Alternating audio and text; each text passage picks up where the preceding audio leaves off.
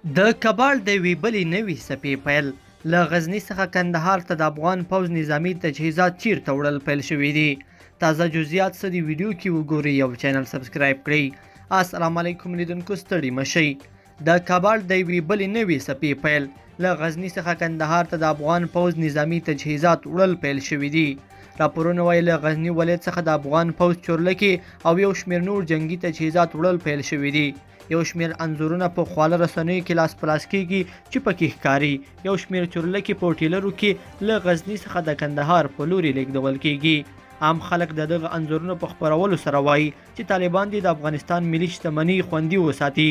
دوی وایي طالبان د افغانستان یو ځل بیا نه کبړ کوي او هڅه دې وکړي چې پاکستان ته دې د نظامي تجهیزاتو د وړلو مخه ونیسي. څه د پاسه 2 لسیزې وړاندې هم د وخت د جنګ سالارانو لخوا لسګونه نظامي چورلکې او جنگي تجهیزات پاکستان ته وړل شوي وو.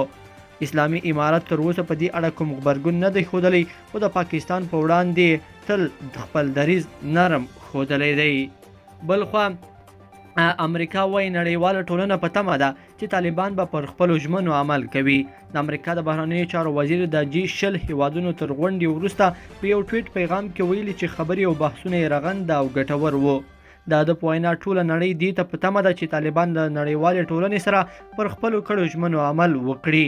بلخوا برطانیه وایي چې له افغانستانه باید د ترهګرو ګواښونو ختم کړی شي.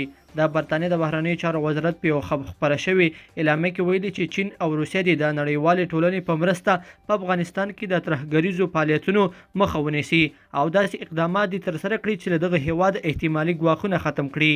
برطانیه همدارز وایي چې د ملګرو ملتونو د امنیت شورا 15 دایمي غړي باید له ترهګرۍ سره د مبارزې لپاره خپلې هڅې همغږي او پراخې کړي.